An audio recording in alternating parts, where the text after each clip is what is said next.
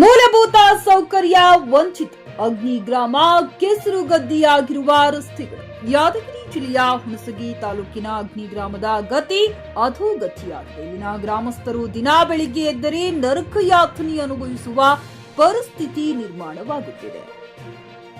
ಒಂದು ಪಂಚಾಯಿತಿ ಕೇಂದ್ರ ಆಗಿರುವ ಅಗ್ನಿಗ್ರಾಮವು ಪಂಚಾಯಿತಿ ಇದ್ದರೂ ಕೂಡ ಸುಧಾರಣೆ ಇಲ್ಲದಂತಾಗಿದೆ. ಗ್ರಾಮದಲ್ಲಿ ಸುಮಾರು 1200 ರಿಂದ 1400 ಮನೆಗಳಿದ್ದು 2500 ಗಿಂತಲೂ ಹೆಚ್ಚಿನ ಜನಸಂಖ್ಯೆ ಹೊಂದಿರುವ ಗ್ರಾಮ ಇದ್ದರೂ ಗ್ರಾಮದಲ್ಲಿ ರಸ್ತೆ ಸರಿ ಇಲ್ಲ, ಸ್ವಚ್ಛತೆ ಇಲ್ಲ, ಮೂಲಭೂತ ಸೌಕರ್ಯಗಳಿಂದ ವಂಚಿತವಾಗಿದೆ. ಗ್ರಾಮಸ್ಥರು ಗ್ರಾಮ ತಾಲೂಕು ಜಿಲ್ಲಾ ಪಂಚಾಯಿತಿ ಗಮನಕ್ಕೆ ತಂದರೂ, ಸ್ಥಳೀಯ ಶಾಸಕರ ಗಮನಕ್ಕೆ ತಂದರೂ ಯಾವುದೇ ಪ್ರಯೋಜನವಾಗಿಲ್ಲ ಎಂದು ತಮ್ಮ ಅಳಲನ್ನ ತೋಡಿಕೊಂಡಿದ್ದಾರೆ.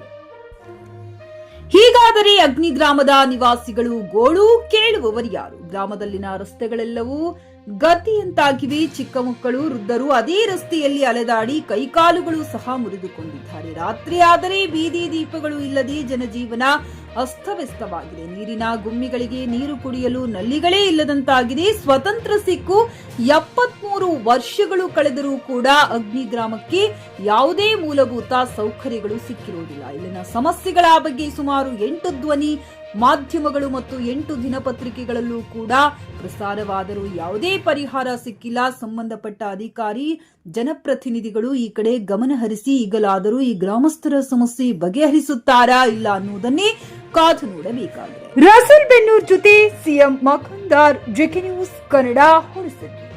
ನೋಡ್ರಿ ಇಂತ ಎಲ್ಲ ರಸ್ತೆ ಅದಾವ, ನಮ್ಮ ಮುದುಕರು ಅವು ಬಿದ್ದು ಸತ್ತೀವಿ. ಏನ್ ಇದ್ರಾಗ ಸಾಯಮೇ ನಾ ಏನ್ ನಿಮ್ಮಂತಲೇ ಬರೋವಂತ ಕೇಳ್ತಾರೆ. ಏನಿಲ್ಲ, ಓಟ್ ಹಾಕಂತಾರ ಹೋಗ್ತಾರ, ಮನಿ ಹೋಗ್ಕೊಂಡು ಗೆದ್ದು ನಮ್ಮ ದಾರಿಗೆ ಹಾಕ್ಯಾರ. ಅಡಿಗೆ ಕೈ ಮುರಿದ ಕಾಲನ ಮುರಿದ ತೋರ್ಸ್ರಿ ನಮಗ್ ಬಂದು ಕರೆ ಕರೆ ಸತ್ಯದಿಂದ ಹೇಳ್ತೀನಿ. ಎಲ್ಲ ಹೋದ ಸತ್ಯ ಕೈ ಎತ್ತೇ ಹೇಳ್ತೀನಿ. ಸತ್ಯಮ್ಮನೇ ಅದೀನಿ. ದೇವ್ರ ಬಂದಂಗ ಬಂದಿದ್ನಿ. ಬೇಕಾದ್ರೆ ಬರ್ಲಿ, ಅಪ್ಪನ್ ಬರ್ಲಿ, ಅವು ಬರ್ಲಿ, ನಮ್ಮ ಮಾತಾಡ್ತೀನಿ ನಾ. ಇಲ್ಲಿ ಎಲೆಕ್ಷನ್ಕ ಓಟ್ ಇದ್ದಾಗ ಬರ್ತಾರ. ಬಂದು ಓಟ್ ಏನದ ನಮಗ ಹಾಕು, ನಿಮ್ಗ ಹಾಕು, 3ನೇ ವಾರ್ಡಿಗೆ ಹಾಕು, 4ನೇ ವಾರ್ಡಿಗೆ ಹಾಕು, ನಾವೇನದ ಗೆದ್ದು ಬಂದಿಂದ ಏನು ಮಾಡ್ತೀವಿ ಅಂತಾರೆ. ಒಟ್ಟ ಇಲ್ಲಿಗೆ ಏನದ ಕಾಲಿಡಲ್ಲ. ಮೆಂಬರ್ಗಳು ಇಲ್ಲ, ಚೇರ್ಮನ್ಗಳು ಇಲ್ಲ, ಯಾರು ಇಲ್ಲ.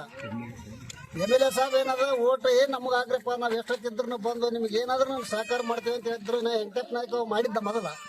ಇವ್ರು ಬಂದಿಂದ ಇವ್ರ ಮುಖನೇ ನೋಡಿಲ್ಲ ಅವ್ನ ಮಗನ್. ನಾವು ಏನ್ ಮಾಡೋದು? ಈ ಕತ್ತಲ್ದಾಗ ಏನದ ಬಿದ್ದು ಸತ್ತು ಎಲ್ಲ ಏನದ ಜನ ಹಾಳಾಲಕೈತದ. ಇಲ್ಲಾಂದ್ರೆ ಏನದ ಎಲೆಕ್ಷನ್ ಕಾಲಕ್ಕೆ ಏನು ಕೇಳಕ್ ಬರ್ಬೇಡ್ರಿ. ನಿಮ್ಮ ಪಾಡಿಗೆ ನೀವು ಆರಾಮಿರ್ರಿ, ನಮ್ಮ ಪಾಡಿಗೆ ನಾವು ಏನು ಮಾಡ್ಕೊತ ಹೋಗ್ತೀವಿ. ಕಡಿ ಪಟ್ಟೆನ ಹಾಕಿ ಪಂಚಾಯತ್ ಅಂತ ಈಗ 5 ವರ್ಷ ಆಯ್ತು ಹಾಳು ಬಿದ್ದದ. ಯಾವ ಮೆಂಬರ್ಗಳಿಲ್ಲ, ಚೇರ್ಮನ್ ಇಲ್ಲ, ಎಲ್ಲರೂ ಸತ್ತಾರ. ಪಟ್ಟಿ ಹಾಕ್ಯಾರ ಏನದ, ಎಲ್ಲರೂ ಸಮಾಜಕ್ಕೆ ಪಟ್ಟಿ ಹಾಕಿ ದೇವ್ರ ಗುಡಿ ರೊಕ್ಕ ಪಕ್ಕ ಜಮಾಸಿ ಏನದ ಹಾಕಿ ಎಲ್ಲಾನು ಏನದ ವ್ಯವಸ್ಥೆ ಮಾಡ್ತೀವಿ ಊರಿಗೆ. ಈ ಸಾರಿ ಬಂದ್ರೆ ಏನದ ಬೇರೆನೇ ತಗದ ಇನ್ನು 2.5 ತಿಂಗಳದ ಬರಕೈತಿ ನಮ್ಮ ಬಂದು. ನಾವೇನದ ಮಾತಾಡ್ತೀವಿ. ಮಾತಾಡ್ಲಕ್ಕೆ ಏನದ ದೇವ್ರ ದಾರಿನೂ ಕೊಟ್ಟಲ್ಲ, ನಮಗೆ ಶಕ್ತಿನ ಅದ, ಎಲ್ಲನೂ ಮಾಡ್ತೀವಿ. ಏನು ನಿಮ್ಮೆಲ್ಲ ನಾವು ಬಂತಿಲ್ಲ. ನಾವು ಅಗ್ನಿ ಗ್ರಾಮದ ಪಂಚಾಯತಿ ಸದಸ್ಯರು. ಆಮೇಲೆ ನಾವು ಎಲ್ಲರೂ ಅಗ್ನಿ ಗ್ರಾಮಸ್ಥರು ಕೂಡಿ MLA ಮನೆತನ ಹೋದರೂ ಅವರು ಕೇರ್ ಮಾಡಲಾಗ್ಯಾರ ನಮಗೆ. ಇದು ದಾರಿ ಬಗ್ಗೆ ಎಷ್ಟು ರೀತಿಲಿಂದ ಹೇಳಿದ್ರು ಅವ್ರಿಗೆ ಏನು ಮನಸ್ಸಿಗೆ ಬರ್ಲಾರ್ದಂಗೆ ಆಗ್ಯದ. ಮುಂದೆ ಬರೋದು ಹೋಗೋದು ಹೆಂಗಂತ ನಾವು ಕೇಳ್ಕೊತೀವಿ. ಯಾಕಂದ್ರೆ ಇಲ್ಲಿ ಓಟ್ ಹಾಕಿದವರು ನಮ್ಮ ಸದಸ್ಯರಿಗೆ ಕೇಳ್ತಾರ. ಸದಸ್ಯರಿಗೆ ಕೇಳಲಾರ್ದ ಅಷ್ಟೇ ಅಲ್ಲದೆ ಇಲ್ಲಿ ಸಂಡಾಸ್ ಹೋಗುವ ಹೆಣ್ಣು ಮಕ್ಕಳು ತಮ್ಮ ಪದರಿನ ರೊಕ್ಕ ಹಾಕೊಂಡು ತಮ್ಮ ದಾರಿ ಮಾಡಿಕೊಂಡಿದ್ದಾರೆ. ಶಾಸಕರು ಏನಂದ್ರಿ ರಸ್ತೆ ಬಗ್ಗೆ? ಶಾಸಕರು ಏನು ಅಂತಾರೆ? ನೋಡಮ್ಮ ಅಂತಾರೆ.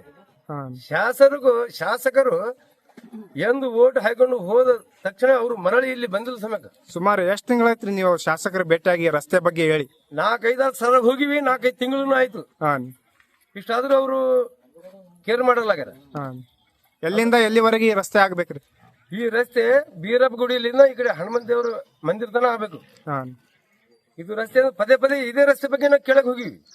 ಅವರು ಒಟ ಏನ್ ಅಗ್ನಿ ಬಗ್ಗೆ ಒಟ್ಟು ಏನು ಮಾಡಲಾಗ್ಯಾರ.